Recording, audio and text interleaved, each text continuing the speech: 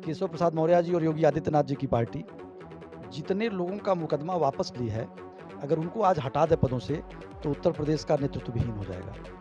मुख्यमंत्री भी पद से हट जाएंगे, सीएम भी पद से हट जाएंगे। तो पहले अपनी गिरबान में तो झाँकें कि जिनके मुकदमे आपने हटाए, जिनके ऊपर आपराधिक मुकदमे थे और 302 जैसी धाराओं के मुकदमे थे इन लोगों के ऊपर, तो अगर आप दिखा देते हो, आप इतने इनकाउंटर मार रहे हो, इतना ही सब कुछ कर रहे हो, फिर ये अपराधी आ कहाँ से रहे भाई? ये अपराधी बनाने की फैक्ट्री कौन लगा रखा है? इसका मतलब आपका ये सब एक दिखावा आप लोगों का है और लॉ एंड ऑर्डर मेंटेन आप नहीं कर पा रहे हो। ये सिर्फ आप एक हवा क्रिएट कर रहे हो और सिर्फ रोज आप इनकाउंटर दिखा करके कहते हो हमने सारे अपराधी मर गए। तो फिर इतने अपराध आप चरम पे पहुंचते चले जा रहे हैं। बहुत बड़े बड़े वो हम आदरणीय अखिलेश यादव जी तो कह रहे हैं ना कि आप उत्तर प्रदेश के टॉप 10 माफिया और टॉप 100 माफिया की सूची जारी तो करो भाई। ये 24 में भी कह रहे थे 400 पार। तो इनके नारों पर आप मत जाइए। नारा जनता तय करती है और जनता इनके द्वारा अपने आप को ठगा महसूस कर रही है।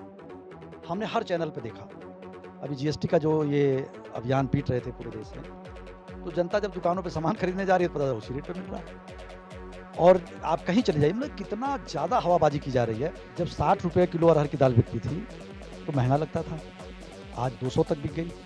सरसों का तेल 60-65 बिकता था तो महंगा लगता था उनको, तो आज 150-200-250 तक बिका। आज सोना जब 24,000 30,000 35,000 था तो महंगा था उन लोगों के लिए।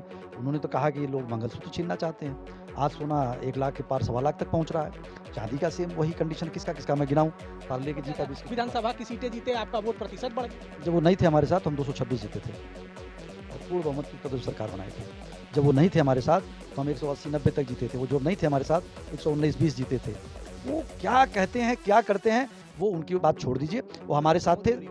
आप लोगों ने कैसे एक वीडियो रणनीति बनाई कि राम भुआल निषाद जी गोरखपुर से 2 जिला टॉप करके सुल्तानपुर जाते हैं और मेनका गांधी?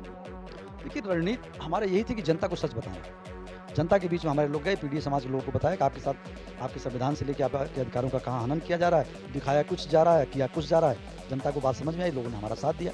हम उसी अभियान को लेकर जनता की ईमानदारी बात बताऊँ, मैं उस आदमी का नाम नहीं खोलूँगा। एक बहुत बड़े रैंक के आईएएस ने मुझे फ़ोन किया और उन्होंने पूछा आप कितनी सीट जीतने जा रहे हैं? हमने कहा 45 से ऊपर हम खुद जीतेंगे, बाकी हमारी इंडिया गठबंधन के साथ ही जीतेंगे, 50+ हम जीत जाएंगे। और ये हकीकत बता दें आपसे ना कि हमारा ग्राफ वही है। हमारे साथ छल किया गया, हमको कुछ सिखवाई गई। वो तो समाजवादी पार्टी और इंडिया गठबंधन 50। और जहाँ तक वोट चोरी की बात है, अगर वोट चोरी नहीं करते तो 1.5 लाख वाले प्रधानमंत्री जी चुनाव खुद हारते। वोट चोरी नहीं करते तो तमाम सीटें जो हम 30,000, 40,000, 50,000 जीते हैं, हम 1.5-2 लाख से जीते। जो सीटें हम 2 लाख से जीते हैं, 2.5-3 लाख से जीते। तो इनके वोट चोरी करने से ही पड़ा कि 10-5 ये जनता इतना एक तरफा हमारी तरफ थी। वही जो हमारा 90-10 का फार्मूला था, इतना हमारे साथ थी कि इतना भर के वोट हमको दिया कि इनकी वोट चोरी करने के बाद आज समाजवादी पार्टी को जहां आप देख रहे हैं 24 में, जो समाजवादी पार्टी कभी 5 सीटों पर थी और जिस समाजवादी पार्टी ने समाजवादी पार्टी के इतिहास में अगर अखिलेश यादव जी ने कमाल किया, 37 सीटें जीती। 2004 में जब स्वर्गीय मुलायम सिंह यादव जी मुख्यमंत्री थे, वो कमाल ना कर सके, 34 या 35 सीटें आई थी, लेकिन अखिलेश यादव जी ने कमाल कर दिया, 37 सीटें जीती और इस समय भारत की तीसरी सबसे बड़ी पार्टी है। सपा जहां पहुंची है और जिन लोगों ने पहुंचाया है, वोटरों को बूथों तक लेकर जाते हैं, वो यही लोग हैं। ये समाजवादी पार्टी के समर्पित और कद्दावर नेता अवधेश यादव जी हैं, जो कि प्रदेश सचिव हैं, 2 बार जिला अध्यक्ष रहे हैं। अगर देखा जाए तो वैसे 3 बार जिला अध्यक्ष रहे हैं, गोरखपुर के कद्दावर नेता हैं। आज इनसे बातचीत किया जाएगा, ये जानने की कोशिश किया जाएगा कि वो कौन-सा कमाल था, किस तरह की पीडीए रणनीति थी, जो भारतीय जनता पार्टी को 62 से 33 पर लेकर आई और समाजवादी पार्टी के इतिहास में 37 सीटें जिता दी। ये सारी रणनीतियों पर बात होगी। बात 27 के चुनाव पर भी होगी कि 27 तो अभी 1.5 साल की दूरी पर है, लेकिन आज ही से माहौल बनने लगा है, रण तैयार किए जाने लगा है। भारतीय जनता पार्टी का कहना है कि जो पीडीए था, हम लोगों ने सब कुछ ठीक कर लिया है, इस बार लड़ाई 80 बनाम 20 की है। तो समाजवादी पार्टी का कहना है कि पीडीए जो रणनीति है वो भारतीय जनता पार्टी को उखाड़ फेंकेगी। लड़ाई 80-20 की नहीं है, लड़ाई 90 और 10 की है। तो आइए, इंट्रो ऐसे ही मैं लंबा करता रहूंगा, अपनी इंट्रो को कम करता हूं और सीधे नेताजी से बात करूंगा औपचारिकता के लिए। मेरा नाम है शशि भूषण तिवारी और आप इस समय देख रहे हैं द स्पीड न्यूज। पहले तो आपका बहुत बहुत हमारे चैनल पर स्वागत है। धन्यवाद इसके लिए आपका। 24 का चुनाव था, एक तरफ नारा था अब की बार 400 पार और यूपी में नारा था कि 80 की नारा था। और आप लोगों का कहना था और खास करके अखिलेश यादव जी का कहना था 2 सीट छोड़ के हम सारी सीटें जीत रहे हैं। तो जरा ये बताइए कि आप लोगों की जो ये पीडीए रणनीति थी, ये कैसे बनी और आप लोगों ने कमाल कर दिया और इस समय भारत की तीसरी सबसे बड़ी पार्टी है? देखिए एक कहावत है ना, आवश्यकता आविष्कार की जननी है। भारतीय जनता पार्टी जिस तरीके से लोगों को गुमराह करके और मुद्दों से भटका करके राजनीति कर रही थी, हिंदू मुसलमान कर के राजनीति कर रही थी, जो आज भी वो करने का प्रयास करती है। उस समय समाजवादी पार्टी पीडीए नारे के साथ जनता के बीच में गई और समाज के उस सभी शोषित, वंचित जिनके अधिकारों का हनन हो रहा था, बुलडोज़र संस्कृति का उदय हो गया था और हर वो पीड़ित व्यक्ति दुखी था और जिसके ऊपर पीड़ा उसकी नहीं आई थी, वो उसको अच्छा लगता था। इन सभी मुद्दों को लेकर के हम लोग पीडीए पंचायतों के द्वारा जनता के बीच में समाजवादी पार्टी के कार्यकर्ता गए और जब जनता के बीच में संविधान पर हो रहे खतरे और संविधान के द्वारा प्रदत्त अधिकारों का जिस तरीके से हनन किया जा रहा था, जब ये जनता को समझाने का प्रयास किया, उसका परिणाम रहा कि 2024 में जनता ने इनके लाख लुभावन नारे जो इनके थे, इन तमाम सत्ता का लालच था। सोचिए उत्तर प्रदेश में जो सत्ता चल रही है, उसकी कितनी हैमरिंग रही होगी, उसका कितना प्रेशर रहा होगा। तमाम तो थानाध्यक्ष और अधिकारी मैंने देखा वर्कर के रूप में काम कर रहे थे। उसके बावजूद भी जनता ने समाजवादी पार्टी और इंडिया गठबंधन को उत्तर प्रदेश में 43 सीट देने का काम किया। ये बहुत बड़ी जीत थी हमारी। अवधेश जी ये बताइए, भारतीय जनता पार्टी का कहना था कि जो काठ की हांडी बार-बार नहीं चढ़ती है, आप लोगों ने संविधान खतरे में है, बीजेपी आएगी तो संविधान बदल देगी, आरक्षण खत्म कर देगी। भारतीय जनता पार्टी का कहना है कि देखिए 24 के बाद लगातार चुनाव हुए हैं, दिल्ली में हम 27 साल का सूखा समाप्त कर दिए, हरियाणा में बम्पर हमारी जीत हुई, महाराष्ट्र में हमारी बम्पर जीत हुई है और जो उपचुनाव हुआ है 10 सीटों पर 8 सीटें हमने जीती, 2 सीटें आप जीते, 1 करहल जीते और 1 सीसामऊ जीते, 1 आपका मुस्लिम कैंडिडेट जीता और 1 आपका यादव कैंडिडेट जीता। बीजेपी का कहना है कि देखिए पीडीए कह रहे थे और उपचुनाव हुआ, एमवाई वाली पार्टी है, एमवाई पर ही आ गई। देखिए उपचुनाव क्या होते हैं ये आप भी जानते हैं, हम भी जानते हैं और बीजेपी भी जानती है। ये जब जो दल सत्ता में होता है, वो दल समाजवादी पार्टी और जब सत्ता में होता था, हम तो अपने एजेंडे और अधिकार पे जाकर के जनता के बीच में जाते थे और जीतते थे और बीजेपी भी तमाम वो सीटें हारी जो कभी वो हारती नहीं थी।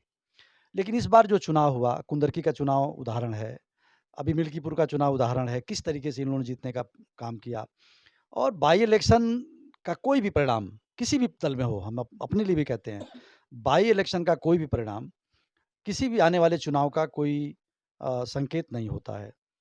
मैं बता दूँ, भारतीय जनता पार्टी अंतरात्मा से जानती है कि हम बाय इलेक्शन जीतने में कितने पसीने आए हैं और कितने हमारे छक्के छूटे हैं।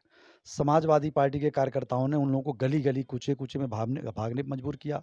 वोटर लिस्ट में नाम काटा उन लोगों ने और तमाम हमारे वोटरों को प्रभावित करके वोट डालने नहीं दिया गया। आपने देखा होगा किस तरीके से एक दरोगा महिलाओं पर पिस्टल तान रहा है। जब लोकतंत्र का ऐसे चीरहरण होगा, तो आप उस परिणाम को आम चुनाव के परिणाम से तुलना नहीं कर सकते। गणना में भी आपने चंडीगढ़ से लेके तमाम चुनावों का भी कई चुनावों का दोबारा गणना हुआ, आपने देखा होगा रिज़ल्ट उल्टा हो गया। और जहाँ तक दिल्ली और हरियाणा चुनाव जीतने की बात होती है, वो तो सब आपने देख ही लिया। किस तरीके से वोटर लिस्ट की लूट चल रही है, मतदाताओं का किस तरीके से नाम हटाया जा रहा है। अब हरियाणा का चुनाव तो समझिए एकदम मार्जिन पे आकर के चुनाव फँसा कांग्रेस का और वहाँ कितने ज़्यादा मतदाताओं का नाम काटा गया है और अभी अब जाके सामने सब आ रहा है। अभी तो एक वहाँ के कैंडिडेट ने मुकदमा कर रखा है, वो हियरिंग में चल रहा है और देखिएगा जिस दिन उसकी गणना हो गई, वो दोबारा चुनाव जीत जाएँगे। तो इस तरीके से इन्होंने बेईमानी करके चाहे दिल्ली का चुनाव रहा हो, केजरीवाल साहब के साथ किस तरीके से इन्होंने क्या जिस मुद्दे को लेकर के पूरी केजरीवाल साहब की सरकार को डिस्टर्ब किया गया, उसमें उनको क्लीन चिट मिल गई। उनको कितने दिन तक जेल में रखा गया।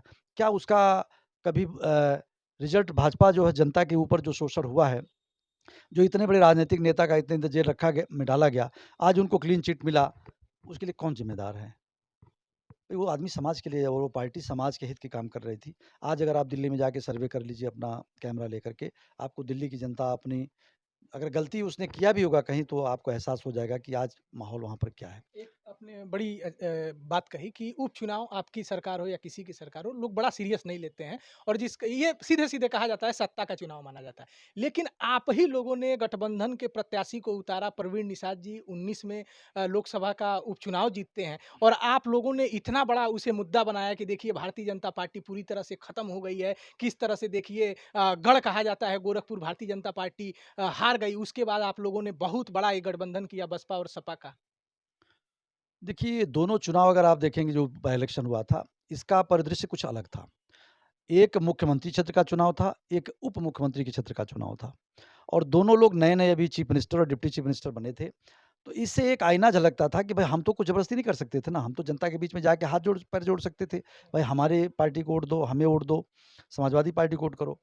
लेकिन हमारे पास सत्ता की तो कोई ताकत थी नहीं। आपने देखा होगा गणना में अगर आप मीडिया के लोगों का सहयोग नहीं रहा होता तो गोरखपुर में किस तरीके से बेईमानी कराने का प्रयास किया जा रहा था। तो वो चुनाव का परिणाम का जो संदेश था और इन चुनावों के परिणाम के संदेश में ज़मीन आसमान का अंतर है। अवधेश जी, आपने नेताजी के साथ भी काम किया है, स्वर्गीय मुलायम सिंह जी के साथ भी काम किया है, अखिलेश जी के साथ भी आप काम कर रहे हैं, क्योंकि वो तब बहुत युवा थे, 11 या 12, मतलब जिस तरह से वो 12 में वो मुख्यमंत्री बने, वो आए।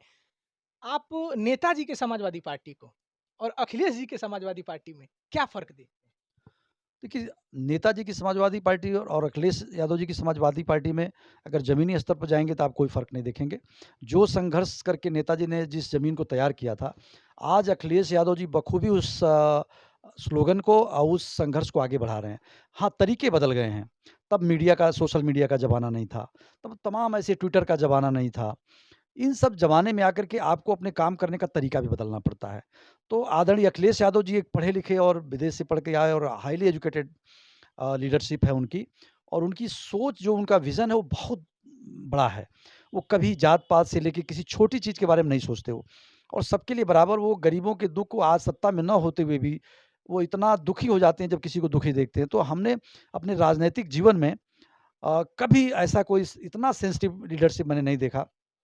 मैंने अपनी आँखों से अब क्या आपको बताएँ, ऐसे-ऐसे घटनाओं को देखा है कि वो सुनने के बाद इतना दुखी हो जाते हैं और इतनी मदद करते हैं कि सत्ता में ना होने के बाद आर्थिक से लेकर के हर स्तर की मदद करते हैं। एक आध उदाहरण ज़रा कोई आपके नज़र में आया हो जहाँ आँखें भर गई हों, या फिर वहाँ अखिलेश जी बहुत इमोशनल हो गए हों, ज़रा ऐसा कोई एक मुद्दा आपके देखिए, नज़र में आया मुद्दे तो मैं हो? बता दूँ, एक दिन मैं लखनऊ में था। एक 6 साल का बच्चा देवरिया का था। वो कैंसर से पीड़ित था। उसका पिता ले जाकर उनसे मिला और उसका काफ़ी बजट था जो उसकी क्षमता नहीं थी। और आदरणीय अखिलेश यादव जी ने अपने पास से और कुछ देवरिया के सक्षम नेताओं को बुला करके तत्काल में कहा कि पूरा एस्टीमेट पता कर लीजिए, कितना इलाज पे खर्च आएगा सब और इनको पूरा का पूरा खर्च समाजवादी पार्टी बेयर करेगी। हम लोग बाहर बल्कि आके ग्राउंड में बैठे, वो लोग नेता भी थे, उस परिवार भी था, उसके पिता भी थे, बच्चा भी था और उसका पूरा का पूरा इलाज कराया। इसी तरह कई घटनाएँ हुई। मैं एक आदमी बीमार थे, उनका एप्लीकेशन लेके वो लोकली मैं जा रहा था, वो नहीं जा पाए तो मुझे दे दिया उन्होंने। मैंने जब आदरणीय अखिलेश जी को दिया, मैंने कहा सर ये बीमार हैं, सक्षम नहीं है, इनका ये होना है। उन्होंने सिर्फ़ एक ही सवाल कहा, कितना लगेगा, मैं कितना दे दूँ? मैंने कहा सर वो आप सत्ता में तो हैं नहीं, जो आपका तो उन्होंने जो उचित लगा, जो अपने मुँह से बोला वो अमाउंट बताना उचित नहीं है। लेकिन उन्होंने फिर अपने मुँह से कह के उस अमाउंट को और बढ़ा दिया उन्होंने। कहा कि नहीं इतना मैं कर जो देता हूँ, भी रहा हो। जो भी रहा हो और करीब-करीब उतने अमाउंट में उनका इलाज हो गया। मतलब मैं बता दूँ मेरे सामने, बाकी तो पूरे प्रदेश लेवल पे इतने अभी आपने देखा होगा जितनी घटनाएँ, दुर्घटनाएँ हो रही हैं। अभी आपने देखा होगा एक जुनैद नाम का लड़का जो एक हैंडल के साइकिल से और जा रहा था स्कूल में, वो सोशल मीडिया पे वायरल हो गया। कल हमने देखा उसको साइकिल पहुँच गई। इतना फ़ास्ट काम और अभी तमाम देखिए घटनाएँ, दुर्घटनाएँ हो रही हैं। लाख, 2 लाख जो भी हम लोग सक्षम हैं, उन परिवारों को पहुँचाने का काम। मुख्यमंत्री राहत कोष है, विधायक अपनी निधि से दे सकता है, सांसद अपनी निधि से दे सकता है। अवधेश जी, आप क्यों लोगों को जाना पड़ रहा है विपक्ष की? देखिए, ये सरकार सेंसिटिव नहीं है। जो सरकार किसी का घर गिराने में जिसको तनिक भी दर्द ना होता हो, फर्जी एनकाउंटर कराने में जिसको तनिक भी दर्द ना होता हो, तो ऐसे लोग इंसानियत के बारे में और उनके दर्द के बारे में नहीं सोच समझ सकते। जिनके परिवार होगा, जिनके बच्चे होंगे, जो अपने बच्चे और परिवार में जो संघर्ष देखता है ना, वो दूसरे का भी दर्द समझता है। आदरणीय अखिलेश यादव जी, आदरणीय नेताजी को लोग क्यों कहते हैं कि वो चाहे विपक्ष हो, चाहे कोई भी हो, जो उनके पास जाता था। हमको याद है एक आज के पत्रकार थे यहाँ पर, जब वो लगे हमसे करने की जितना उनका खर्च दवा का था, आदरणीय नेताजी के समय में उनको मिला था। कई पत्रकार साथियों ने बताया कैसे-कैसे आदरणीय नेताजी से आदरणीय अखिलेश जी और भी फ़ील्ड में मैंने देखा इलाज से लेकर के मतलब अब क्या बताया जाए। तो ये उनकी सेंसिटिविटी है और जनता के प्रति उनका दर्द है। देखिए सत्ता में आ जाना, सरकार बना लेना, छल-कपट से ये कर लेना, ये बातें अलग होती हैं। अब क्या बिहार में चुनाव है तो खातों में पैसा जाने लगा। उसके बाद कोई पूछने वाला नहीं है। तो इस तरीके से परिपाटी, सरकारी धन देकर के वोट लेने की परिपाटी पहली बार भारतीय जनता पार्टी ने शुरू किया है। फ्री में तो सब लोग दे रहे हैं। वही तो मैं कह रहा हूँ कि केजरीवाल जी ने शुरू शुरू किया, अब हर राज्यों में पहले मोदी जी रेवड़ी कहते थे, अब खुदे बाँट रहे हैं। केजरीवाल जी को मैं फ्री में इसलिए नहीं कहूँगा कि उन्होंने तो राहत दिया। राहत मैंने बिजली का बिल जो आप इतना लूट रहे थे, उसमें राहत दिया। एक गरीबों में किया। लेकिन अभी जो रेवड़ियाँ बाँटी जा रही, तो फ्री में जो नहीं, रेवड़ी मोदी जी ने कहा था रेवड़ी, और आज खुद ही बाँट रहे हैं। भई वो खुद बाँटते हैं, वो काम करते हैं जो दूसरे पर आरोप लगाते हैं। आज बताइए, जो लद्दाख में हुआ है क्या सही हुआ? इतना बड़ा विद्वान आदमी हिंदुस्तान का, जिसने चाइना जो हमारी ज़मीन में घुसता है जो आवाज़ उठाया, आज आप उसको जेल में डाल दे रहे हो। ये सब चीज़ें देखिए, ये तो एक तानाशाह सत्ता ही ये सब कर सकता है।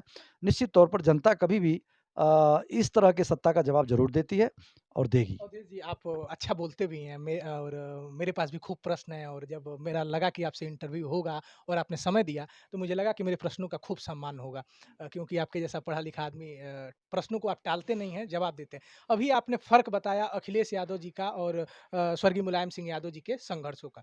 तो कुछ दिन पहले तक ये कहा जाता था और ये चर्चाएँ रहती थी कि वे ट्विटर और एसी वाले हैं। कई नेताओं ने आरोप लगाए कि 11 बजे उठते हैं, ट्वीट कर देते हैं। लेकिन अखिलेश यादव जी ने जो संघर्ष दिखाया है, इस समय वो आंदोलन करने की बात हो, पीड़ितों की आवाज़ उठाने की बात हो, अभी गोरखपुर से लेके तमाम ऐसे खबर आपने देखी होगी जहाँ अखिलेश यादव जी आगे आते हैं और कहते हैं कि इनकी मदद हम करेंगे। अभी बीच में वोट चोरी को लेके एक मुद्दा उठा था संसद में एक शायद इलेक्शन कमीशन के यहाँ जाने की सांसद कोशिश कर रहे थे कि हम जाएँ, बैरिकेडिंग लगी थी। जब अखिलेश यादव जी बैरिकेडिंग को फाँदते हैं, वो ख़ैर राहुल गांधी जी का आंदोलन विपक्ष का था, लीड राहुल गांधी जी कर रहे थे, लेकिन जिस तरह से अखिलेश यादव जी ने बैरिकेडिंग फाना और जो वो तस्वीरें वायरल हुई विदेशी मीडिया में भी खूब छाया, लोगों ने कहा कि अब वो मुलायम सिंह वाला जी जो संघर्ष था, ज़मीन पे बैठ जाना, हेलीकॉप्टर से चलते हुए तहसील को बता देना कि मैं इस ज़िले की इस तहसील से जा रहा हूँ नेताजी। अब अखिलेश यादव जी में लोगों का कहना है जेपीएनआईसी का गेट फाड़ना, लोगों का कहना है कि अब मुलायम सिंह यादव जी वाला जो संघर्ष था, जो समाजवादी पार्टी का कलेवर था, तेवर था, वो अब दिख रहा है। देखिए, वो तेवर हमेशा से था, लेकिन लोगों के देखने का जो अपना नज़रिया था, मैंने आपसे बताया ना कि ज़माना जब बदलता है, तो काम करने के तरीके भी बदलते हैं। वो नज़रिया लोगों का अलग था। अखिलेश यादव जी कभी एसी में बैठने वाले नहीं, इतना ज़्यादा चलने वाला नेता कोई नहीं है। बैरिकेडिंग फाड़ने वाले भी नेता कब थे? और बैरिकेड तोड़ा इन्होंने और हमेशा से हर मुद्दे पर आंदोलन किया, लेकिन किसके साथ? अपने सभी विधायकों को लेकर के हमेशा से इन्होंने आंदोलन किया, क्योंकि वो जानते हैं कि आज जब कोई आंदोलन हमारे नौजवान जब सड़कों पर कर रहे हैं, तो उसमें कुछ असामाजिक तत्व आकर के कुछ ऐसा माहौल क्रिएट कर दे रहे हैं कि जो हमारे ऊपर आरोप लगता है, लोग कहते हैं तो गुंडों की पार्टी है, ये की पार्टी है। तो माननीय अखिलेश यादव जी ने अपने आंदोलन करने के कुछ तरीके बदले और उसमें उन्होंने हमेशा से आपने देखा होगा हर मुद्दे को लेके हमारे विधायकों ने धरना दिया और उससे आप मीडिया के लोगों ने भी उसको कवरेज किया। तमाम हमारे आंदोलन जिलों में होते हैं, वो कवरेज नहीं मिल पाते और हमारे लोगों की आवाज़ जनता तक नहीं पहुँच पाती है। आदरणीय अखिलेश यादव जी ने दिखा दिया कि समाजवादी पार्टी का तेवर और कलेवर कभी कमज़ोर नहीं पड़ता है और उन्होंने चाहे जेपीएनआईसी का गेट रहा हो, चाहे दिल्ली का रहा हो, उन्होंने ये दिखा दिया कि हम समाजवादी लोग जब अपने पे आ जाएँगे, तो कुछ भी करके दिखाएँगे। नहीं, नहीं, अवधेश जी आपने बड़ा सरलता से मेरे प्रश्नों का जवाब दे दिया। आप बताइए ईमानदारी से किसी भी नेता की हम बात कर रहे हैं, कब किसी पार्टी का इतना बड़ा नेता कि अपने ही राज्य में जेपीएनआईसी की जगह पे उसके राज्य में कुछ और मामला हो सकता है। किसने बैरिकेडिंग फाना हो और फाँदा हो एक कार्यकर्ता की तरह फाँद गए हो और जेपीएनआईसी की जिस तरह से उन्होंने गेट फाँदा, आप बताइए आपने कब देखा था? कि मैं वही बात कह रहा हूँ, आदरणीय अखिलेश यादव जी की सरलता, सहजता, आम कार्यकर्ताओं से उनके मिलने की मतलब इतना सरल तरीके से वो मिल लेते हैं कि आप देखे होंगे कि वो जितना कार्यकर्ताओं से आदरणीय अखिलेश यादव जी मिलते हैं या जनता से जितना मिल लेते हैं, आज भी शायद ही कोई नेता मिलता हो। और वो अपने आप को एक वर्कर की ही तरह से ये करते हैं। इसीलिए आज उन्होंने जो किया, वो हमेशा पार्टी का दिखाते हैं कि देखो मैं एक वर्कर हूँ और मैं ये सब कर रहा हूँ, इसलिए कार्यकर्ताओं का हमारे जोश बढ़ता है और उनका हौसला बढ़ता है। अवधेश जी एक सवाल और है कि जब ये आपके पास दिल्ली तो आप गए नहीं थे गोरखपुर में होंगे, लखनऊ होंगे, आप लोग की एक बड़ी ज़िम्मेदारी होगी कि गोरखपुर की कोई राजनीति है तो सँभल के कैसे राजनीति करना है, ज्ञापन के माध्यम से कार्यकर्ताओं को सँभाल के, अति उत्साहित कार्यकर्ताओं को सँभाल के। जब आपके मोबाइल पे वो फ़िगर आया और पूरा ट्विटर पे भी ट्रेंड कर रहा था, अंतर्राष्ट्रीय मीडिया में भी वो ट्रेंड कर रहा था, अखिलेश यादव जी का यहाँ तक लोगों का कहना था कि राहुल गांधी ने रैली बुलाई और पूरा महफ़िल लूट गए अखिलेश यादव जी। जब वो फ़ोटो आया तो बतौर कार्यकर्ता आपके अंदर जो पहली खुशी की लहर और जिस तरह से उत्साह आया ज़रा कैमरे को बताइए? देखिए वो सीन देखने के बाद तो इतना उत्साह था हम लोगों का कि अगर उस दिन कई फीट ऊँची दीवार होती तो हम लोग खुद लांघ जाते।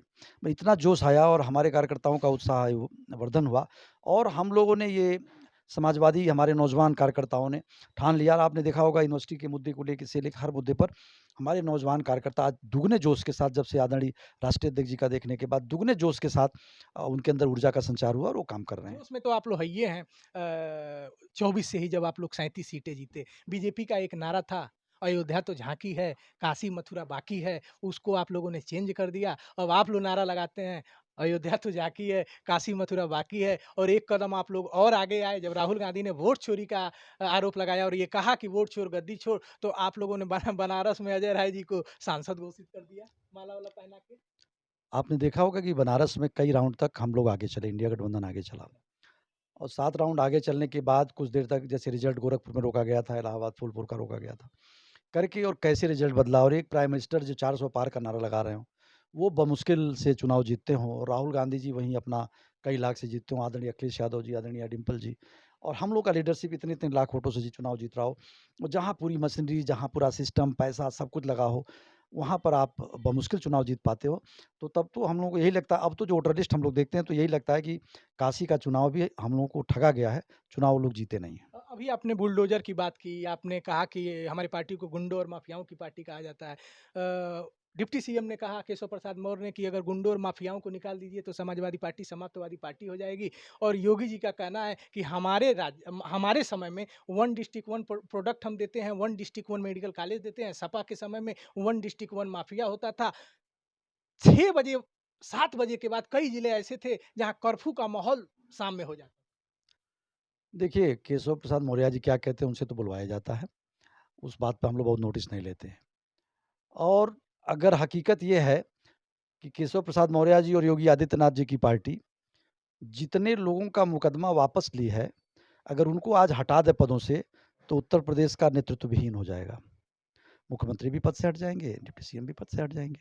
तो पहले अपने गिरेबान में तो झाँकें कि जिनके मुकदमे आपने हटाए, जिनके ऊपर आपराधिक मुकदमे थे और 302 जैसी धाराओं के मुकदमे थे इन लोगों के ऊपर, तो अगर इन लोगों को हटा दिया जाए तो आप यूपी या सरकार लीडरशिप विहीन हो जाएगी। तो दूसरे के पार्टी में देखने और समाजवादी पार्टी के वो नेता, राष्ट्रीय अध्यक्ष, जो हर आदमी मानता है कि सुशील, सभ्य, हाइली एजुकेटेड, विज़नरी, ऐसे लीडरशिप पर आरोप लगाना तो बहुत आसान होता है। लेकिन हकीकत में जब आदमी जीवन जीता है ना और करके दिखाता है, तो समाजवादी पार्टी और समाजवादी पार्टी का लीडरशिप मैंने बताया ना कि आदरणीय अखिलेश यादव जी आज विपक्ष में होने के बाद भी जनता की मदद करके वो दिखा रहे हैं, सिर्फ़ तोतले भाषण और जुबानी जंग नहीं चला रहे हैं। योगी जी तो कहते हैं 17 के पहले दंगा प्रदेश था, हर दूसरे तीसरे दिन दंगा होता था, बेटी और व्यापारी असुरक्षित थे। हमारे समय में देख लीजिए अगर बेटी और व्यापारी पर आपने नज़रें दिखाई या फिर कोई गुंडा माफिया उन पर हाथ डाला तो अगले चौराहे पे पुलिस या यमराज इंतजार कर रहा है। सवाल ये कि ये मौका ही क्यों मिले कि आगे जब आप सब कह रहे हो सारे अपराधी गुंडा उत्तर प्रदेश छोड़ के भाग गए हैं और सबका आपने इनकाउंटर करा दिया, फिर भी अपराध में कोई गिरावट नहीं आ रही। गोरखपुर में देख लो आप, अभी हत्या हुआ और अपराध हुआ आखिर दीपक गुप्ता का। आप दिखा देते हो, आप इतने इनकाउंटर मार रहे हो, इतना ही सब कुछ कर रहे हो, फिर ये अपराधी आ कहाँ से रहे? भई ये अपराधी बनाने की फैक्ट्री कौन लगा रखा है? इसका मतलब आपका ये सब एक दिखावा आप लोगों का है और लॉ एंड ऑर्डर मेंटेन आप नहीं कर पा रहे हो। ये सिर्फ़ आप एक हौवा क्रिएट कर रहे हो और सिर्फ़ रोज़ आप एनकाउंटर दिखा-दिखा करके कहते हो हमने सारे अपराधी मर गए, तो फिर इतने अपराध आप चरम पे पहुँचते चले जा रहे हैं। इसलिए ये सब इन लोगों का एक जनता को दिग्भ्रमित करने का तरीका है। इनके सरकार में अपराध भी चरम पर है और अपराधी भी जो इनके संरक्षण में आ गया है, वो गंगा नहा लिया है, खूब फल-फूल रहा है और आप बहुत बड़े-बड़े वो हम आदरणीय अखिलेश यादव जी तो कह रहे हैं ना कि आप उत्तर प्रदेश के टॉप 10 माफिया और टॉप 100 माफिया की सूची जारी तो करो भाई। लेकिन आप नहीं सूची जारी वो तो करते। अपने जिले के भी कह रहे हैं, इटावा, मैनपुरी, कन्नौज। हर जगह का कहते जी जारी करो। पता चल जाएगा किसकी पार्टी में कितने गुंडा माफिया हैं। लेकिन नहीं सिर्फ़ कहना है, जुबानी जंग चलाना। भाई आप बता दो ना जो चीफ मिनिस्टर ये कहता हो कि हमारी सरकार आने से पहले 1 इंच भी मेट्रो ट्रेन नहीं चल रही थी। यहाँ उत्तर प्रदेश में। अब इतना बड़ा झूठ बोलने के बाद भी हम किस प्रमाण की ज़रूरत समझें और जनता में हम कौन-सा प्रमाण पत्र उन लोगों के लिए लेके जाएँ? अवधेश जी कुछ ऐसा बोलिए कि 47 तक वैलिड रहे क्योंकि भारतीय जनता पार्टी कह रही है 47 तक कोई वैकेंसी नहीं है, 27 में हम समाप्तवादी पार्टी बना देंगे, सपा की साइकिल को हम पंक्चर कर देंगे। उनका कहना है कि 27 में हम 17 दोहराएँगे। देखिए ये 24 में भी कह रहे थे, 400 पार। तो इनके नारों पर आप मत जाइए। नारा जनता तय करती है और जनता इनके द्वारा अपने आप को ठगा महसूस कर रही है। हमने हर चैनल पे देखा। अभी जीएसटी का जो ये अभियान पीट रहे थे पूरे देश में, तो जनता जब दुकानों पे सामान खरीदने जा रही है तो पता चला उसी रेट पे मिल रहा है। और आप कहीं चले जाइए मतलब कितना ज़्यादा हवाबाज़ी की जा रही है। जब एक प्रदेश का चीफ मिनिस्टर सड़कों पे उतर के जाके रेट देख रहा हो और उसके बावजूद भी जनता को कोई राहत नहीं मिल रही है। तमाम इनकी ऐसी आप कहते हो कि हम लोन देने में इतनी हम स्वरोजगार बढ़ाने के लिए कर रहे हैं, और जब जनता लोन लेने बैंक में जा रही है तो उसके चप्पल घिस जा रहे हैं। तो ये देखिए, कहते कुछ हैं, करते कुछ है, इनके पास ज़मीन पे कुछ नहीं है। हवा-हवाई पुल बाँधते हैं, ये इतने मीट करते हैं इंडस्ट्रिस्टों का, लेकिन आप अगर उनके इन्वेस्टमेंट पे चले जाएँगे, तो आपको पता चलेगा कि जितना उन्होंने खर्च किया ना उस मीट को करने में, इन्वेस्टर्स मीट जो ये किया इन्होंने, उतने का भी बजट ये लोग नहीं ला पाते हैं। ये इनकी वो तो प्रैक्टिकल कह है। 17 के पहले उत्तर प्रदेश 6वें या 7वें नंबर की अर्थव्यवस्था थी। 12.5 लाख करोड़ की आपकी जीडीपी थी। उनका कहना है हमारे समय में 27.5 लाख करोड़ की अर्थव्यवस्था है और भारत की दूसरी सबसे बड़ी अर्थव्यवस्था है। आपके समय में बीमारू उत्तर प्रदेश था। अब इस समय ग्रोथ का इंजन बना हुआ है उत्तर प्रदेश। उस समय बीमारू था, इस समय दुधारू राज्य बना है। इस समय सरप्लस स्टेट है उत्तर प्रदेश, योगी जी कह रहे हैं। एकदम योगी जी सही कह रहे हैं। जब ₹60 किलो अरहर की दाल बिकती थी, तो महँगा लगता था। आज 200 तक बिक गई। सरसों का तेल 60-65 बिकता था, तो महँगा लगता था उनको। तो आज डेढ़ 200 250 तक बिका। आज सोना जब 24,000 30,000 35,000 था, तो महँगा था उन लोगों के लिए। उन्होंने तो कहा कि ये लोग मंगलसूत्र छीनना चाहते हैं। आज सोना 1 लाख के पार सवा लाख तक पहुँच रहा है। चाँदी का सेम वही कंडीशन है, किसका-किसका मैं गिनाऊँ? पार्ले जी का बिस्किट की क्वांटिटी भी घटी, रेट भी बढ़ा। तो जब हर चीज़ का दाम आप तिगुना 4 गुना बढ़ा दोगे, तो आपका जीडीपी भी बढ़ जाएगा उसी हिसाब से। तो ये तो इनकी सेल्फ क्रिएटेड सारी इकोनॉमी है। आपने तमाम इकोनॉमी के जो जीडीपी कैलकुलेशन के सिस्टम थे, आपने उसमें तमाम बदलाव किए। तो ये सब देखिए, जनता को ये लोग जो समझ रहे हैं ना, वो जनता है नहीं। अब जनता इनसे सवाल-जवाब करना चाहती है। अवधेश जी 27 में आप जनता के बीच जाएँगे। वो 2 उपलब्धियाँ बताइए, आप और भी बता सकते हैं। वो 2 उपलब्धियाँ बताइए कि आज भी आप जनता के बीच जाएँ, 12 से 17 के बीच अखिलेश यादव जी की जब सरकार थी, उस समय की आप 2 से 3 उपलब्धियाँ बताएँ कि आज भी आप जनता के बीच में जाएँ, 27 में जाएँ, तो जनता आपको भर-भर के वोट देगी। देखिए, आदरणीय अखिलेश यादव की सरकार में सच्चाई बता दें कि ज़मीन स्तर पे इतनी उपलब्धियाँ थी। नौजवानों के बीच में आज हम लोग जब बैठते हैं और लैपटॉप की चर्चा करते हैं, तो वो नौजवान बरबस ही कह देता है कि अरे! अखिलेश यादव जी के ज़माने में जो लैपटॉप मिला, आज भी वैसे ही चल रहा है। और वो नौजवान जो आज इंटर पास कर रहा है, वो सोचता है कि आज आदरणीय अखिलेश यादव जी की सरकार होती, तो मेरे हाथ में भी लैपटॉप होता, और वो लैपटॉप से तमाम बच्चों ने तो अपना रोज़गार तक चुन लिया, वहाँ से अगर कोई एजुकेशन नहीं मिला तो। हमारी बेटियों को जो उन्होंने कन्या कन्या विद्याधन दिया पढ़ने के लिए, जो आगे बढ़ाने के लिए, उसको लेकर के हमारे परिवारों में जो लोग चर्चा करते हैं, तो इसी तरीके से तमाम किसानों से लेकर के सिंचाई मुफ्त से लेकर के, ऐसी अखिलेश यादव जी की तमाम ऐसी योजनाएँ हैं, जो आज भी हम लोग जनता एक्सप्रेसवे, चलिए एक्सप्रेसवे और ये तो बड़े स्तर का मामला बन जाता है। लेकिन हम जब उस गरीब परिवार के पास जाते हैं, जब लैपटॉप से कन्या विद्याधन, बेरोज़गारी भत्ता बेरोज़गारों के बीच में, जब वो अपने पिता और गार्जियन के ऊपर से उन्होंने जब अपना बोझ हटा दिया, आदरणीय अखिलेश यादव जी ने, कि कहीं उनको इंटरव्यू को जाने के लिए बेरोज़गारी भत्ता जो मिलता था, उससे उनका खर्चा चल जाता था। ये सब आज नौजवान जब सोचता है, तो अपने आप को ठगा महसूस करता है। बीजेपी का कहना है कि देखिए आप लोग एक पीडीए रणनीति बनाए हुए हैं। जो सपा का पीडीए है, वो परिवार डेवलपमेंट अथॉरिटी है। और निरहुआ जी ने तो कह दिया कि ये परिवार डकैत अलायंस है। तमाम तरीके से बात की गई। भारतीय जनता पार्टी का कहना है कि असली पीडीए मेरे पास है। देखिए हमने राष्ट्रपति बनाया है, वो आदिवासी समाज से बनाया है। हमने अभी उपराष्ट्रपति बनाया, वो ओबीसी बना दिया। हमारे देश के प्रधानमंत्री ओबीसी है। मध्य प्रदेश के मुख्यमंत्री को देख लीजिए, हमने ओबीसी बनाया है। आप छत्तीसगढ़ के सीएम को देख लिए, हमने आदिवासी बनाया है। हमने सवर्ण को भी बनाया है। उनका कहना है आपकी पार्टी परिवारवादी पार्टी है और आपके यहाँ अगर कोई राष्ट्रीय अध्यक्ष बनेगा तो एक परिवार, एक जाति का बनेगा, मुख्यमंत्री बनेगा तो एक परिवार का बनेगा। इस पे अवधेश जी की क्या राय है? अब देख लीजिए, उनका राष्ट्रीय अध्यक्ष बनेगा तो किसी जात का बनेगा, लेकिन डिसाइड ही नहीं हो पा रहा है। कौन डिसाइड करने वाले लोग बैठे हैं पर्दे के पीछे? और चूँकि कुछ पद तो आप ऐसे लिए बहुत बड़े पद हैं, मैं उन पदों की गरिमा को रखते हुए बहुत कमेंट नहीं करना चाहता। लेकिन हकीकत में है, जिस समाज से उस पद पे बैठाया गया है, कहीं न कहीं उस पद का मान उनके मंदिर के पूजा में ना बुला करके, उद्घाटन में ना बुला करके, तमाम एक आध मंदिर में गई, वहाँ ना जाने दे करके, तो इस सब पे कौन जवाब देगा? उपराष्ट्रपति के मामले में मैं अभी जो हुआ है, अब मैं क्या बताऊँ, उस पर आप भी सोच रहे होंगे कौन कितना बीमार था और क्यों हटा? अगर कोई बीमार था, हटा दिया गया। शपथ ग्रहण में तो आके वो बैठे थे। तो आप जिन लोगों को एक दिखाने के लिए, जैसे उनके यहाँ जो आप देखेंगे ना, जातियों का लीडरशिप दिखाया जाता है। मतलब चुनावी है। आज आप कह रहे हो कि जातियों पर हम रोक लगाने जा रहे हैं, जाति, आज आप वही जातियों को लेके आप खुद चर्चा करते हो। उनका एक सिर्फ़ एक दिखा कर के और वोट लेने की रणनीति है। हम जिसको आगे बढ़ाते हैं, आज आदरणीय अवधेश प्रसाद जी अयोध्या से सांसद है, फुल पावर है उनको। आप देख लो निश्चिंत होकर हर जगह जाते हैं, खुद अपनी बात रखते हैं। हम लोग लीडरशिप डेवलप करते हैं।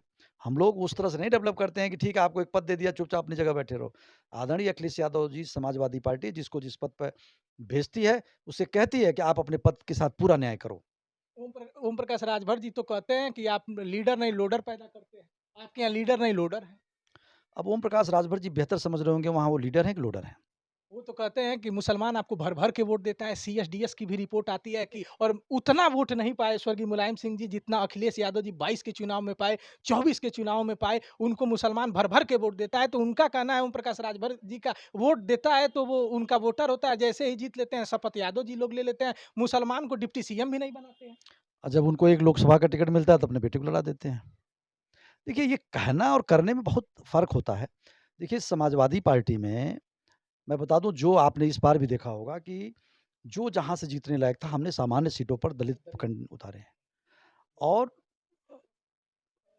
चुनाव में और जनता के बीच में जब हम जाते हैं, जो हमारा कैंडिडेट जाता है, उसका व्यक्तित्व समाजवादी पार्टी का कार्यशैली और आदरणीय अखिलेश यादव समाजवादी पार्टी का नेताजी का समाजवादी पार्टी पूरा अपना विज़न लेके जनता के बीच में जाती है।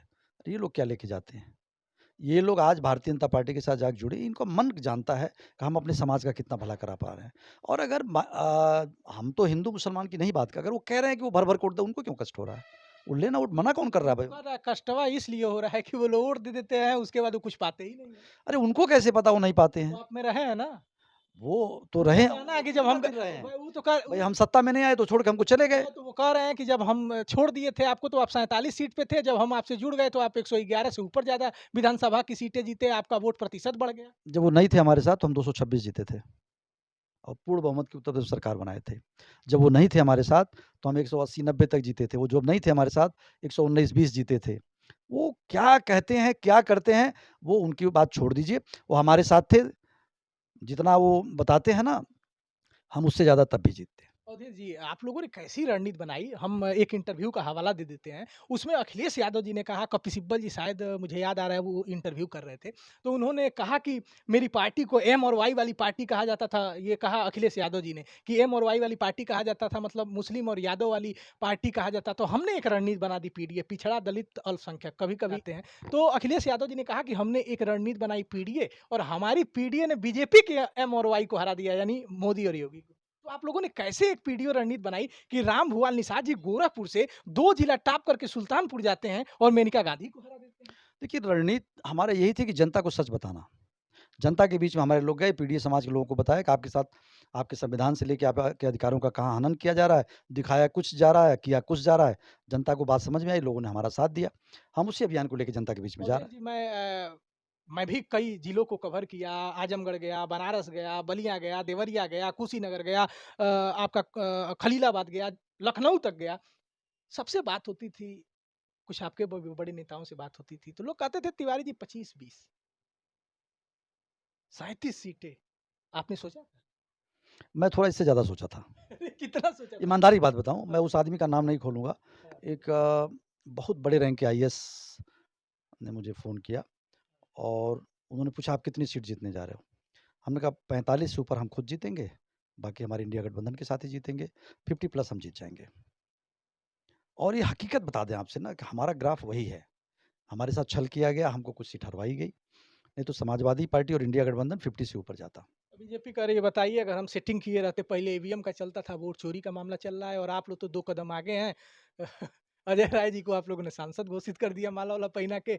बीजेपी का कहना है कि वोट चोरी करते तो बताइए अयोध्या जैसी सीट हम हार गए। वोट चोरी करते तो 400 का नारा हमने दिया हम 240 पर आ गए। वोट चोरी का बात करते तो जो पीएम 4 लाख वोट से जीतते थे वो 1.5 लाख वोट पर आ गए। वोट चोरी की बात करते तो कई ऐसी सीटें हैं जहाँ हम 4-4 लाख वोट से जीतते थे किसी तरह से हम जीत पाए। आप जीते तो सब कुछ ठीक है, शपथ ले लेते हैं और जब हारते हैं तो वोट चोरी या ईवीएम में गड़बड़ी है।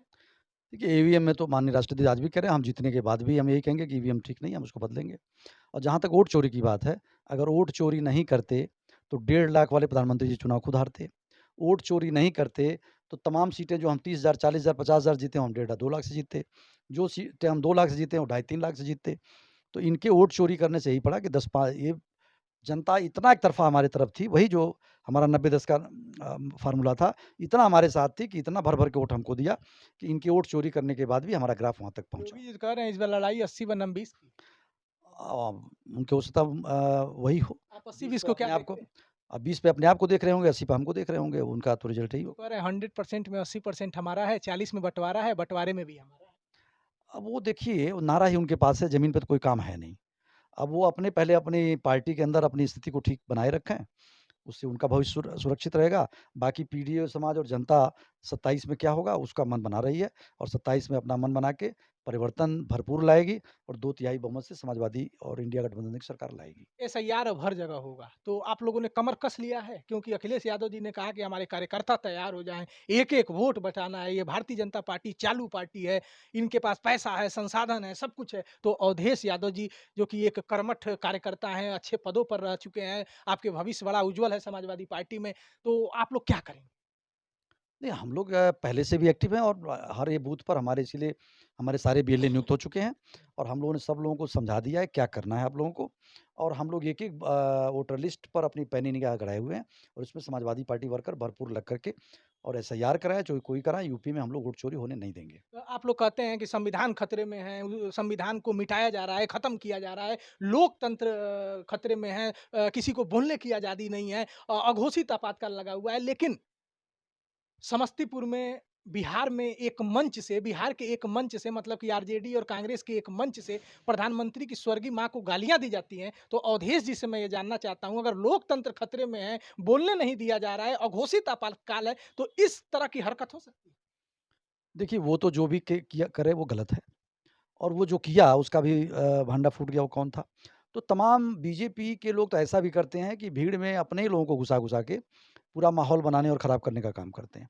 तो इसलिए बीजेपी को इन बातों को कहने का कोई अधिकार नहीं है और ये तो कोई थर्ड आदमी कोई भी कार्यकर्ता जिसका बहुत आइडेंटिटी नहीं थी, जिसने जाके जो भी कहा उसके